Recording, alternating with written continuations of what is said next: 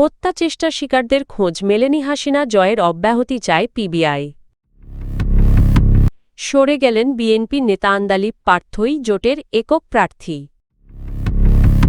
নির্বাচন ডাকাতি যেন আর না ঘটে সেই ব্যবস্থা করতে হবে প্রধান উপদেষ্টা।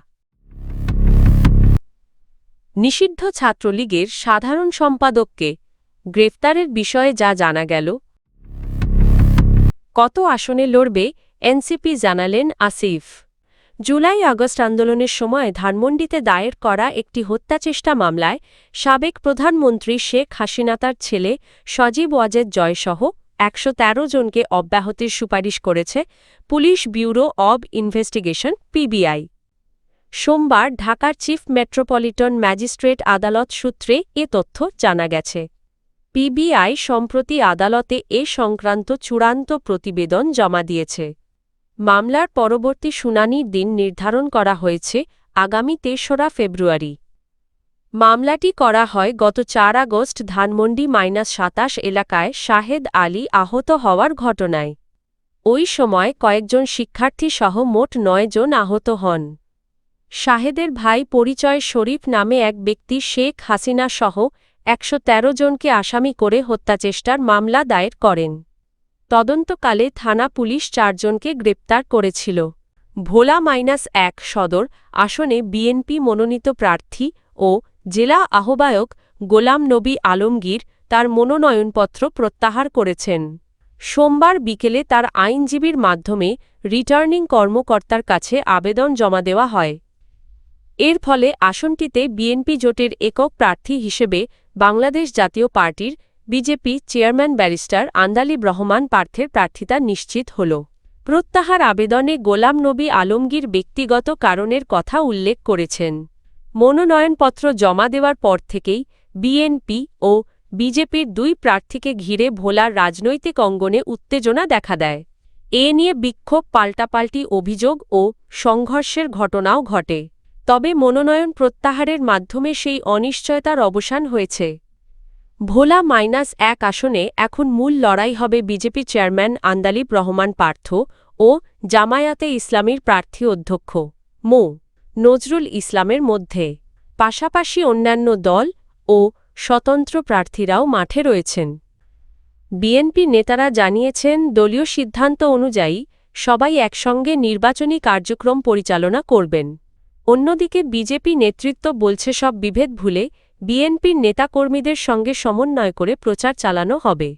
নির্বাচন ডাকাতি যেন আর কখনো না ঘটে সেজন্য কার্যকর ব্যবস্থা নেওয়ার নির্দেশ দিয়েছেন প্রধান উপদেষ্টা অধ্যাপক মোহাম্মদ ইউনূস। সোমবার বিকেলে রাষ্ট্রীয় অতিথি ভবন যমুনায় ২,১,৪২,০১৮ ও ২০২৪ সালের জাতীয় নির্বাচন নিয়ে গঠিত তদন্ত কমিশনের প্রতিবেদন গ্রহণের পর তিনি একথা বলেন। প্রতিবেদনে বলা হয়, ৩টি নির্বাচনই ছিল পরিকল্পিত ও নিয়ন্ত্রিত। ২০১৪ সালে ব্যাপকভাবে বিনা প্রতিদ্বন্দ্বিতায় নির্বাচন হয়। ২০১৮ সালে অধিকাংশ কেন্দ্রে আগের রাতেই ব্যালটে সিল মারা হয় এবং ২০২৪ সালে ডামি প্রার্থী দিয়ে নির্বাচনকে প্রতিদ্বন্দ্বিতামূলক দেখানোর চেষ্টা করা হয়। প্রধান উপদেষ্টা বলেন, জনগণের অর্থ ব্যয় করে পুরো জাতিকে শাস্তি দেওয়া হয়েছে। কারা কিভাবে এই নির্বাচন ডাকাতিতে জড়িত ছিল তা জাতির সামনে তুলে ধরতে হবে। তদন্ত কমিশন জানায়, সব নির্বাচনে প্রশাসন, পুলিশ ও নির্বাচন কমিশন ও গোয়েন্দা সংস্থার একটি অংশ রাষ্ট্রীয়ভাবে ব্যবহার করা হয়েছে এবং নির্বাচন ব্যবস্থা কার্যত প্রশাসনের নিয়ন্ত্রণে চলে যায়। সামাজিক যোগাযোগ মাধ্যমে সম্প্রতি দুবাই পালানোর সময় ছাত্রলীগের সাধারণ সম্পাদক গ্রেফতার শিরোনামে একটি ছবি ছড়িয়ে পড়েছে। তবে এটি ভুয়া।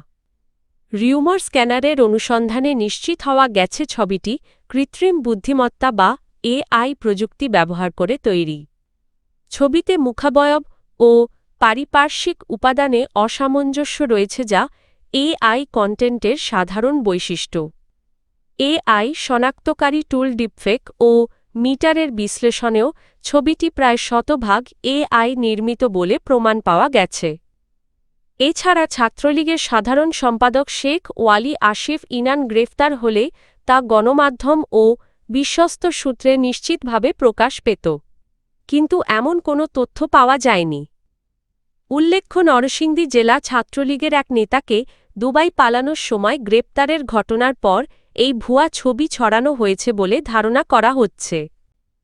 সুতরাং ছাত্রলীগের সাধারণ সম্পাদক ইনান গ্রেপ্তার সংক্রান্ত ছবিটি সম্পূর্ণ মিথ্যা ও বিভ্রান্তিকর। ত্রয়োদশ জাতীয় সংসদ নির্বাচনে জাতীয় নাগরিক পার্টি এনসিপি ৩০টি আসনে প্রতিদ্বন্দ্বিতা করবে।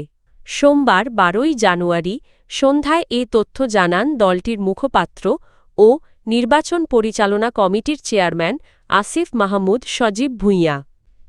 তিনি বলেন, ১১ দলের নির্বাচনী সমঝোতা জোটের অংশ হিসেবে এনসিপি এসব আসনে নির্বাচন করবে। দেশের বৃহত্তর স্বার্থে দলের নেতাকর্মীরা এই সিদ্ধান্ত মেনে নিয়েছেন। তিনি জোটটিকে আধিপত্যবাদের বিরুদ্ধে সংস্কারমুখী একটি জোট হিসেবে উল্লেখ করেন। আসিফ মাহমুদ জানান, জোট গঠনের জন্য এনসিপি উল্লেখযোগ্য ছাড় দিয়েছে এবং পারস্পরিক সমঝোতার মাধ্যমেই এই জোট গড়ে উঠেছে। তিনি আশা প্রকাশ করেন এই জোট সরকার গঠন করবে। পদত্যাগ প্রসঙ্গে তিনি বলেন, যারা পদত্যাগপত্র দিয়েছেন তারা দলের গুরুত্বপূর্ণ সম্পদ এবং এখনও তা গ্রহণ করা হয়নি। একসঙ্গে কাজ করার সুযোগ রয়েছে। তিনি আরও জানান, এনসিপির প্রার্থী না থাকা ২৭০টি আসনে দলটি গণভোটে হ্যাঁ ভোটের পক্ষে প্রচারণা চালাবে এবং মাঠ পর্যায়ে সক্রিয় ভূমিকা রাখবে।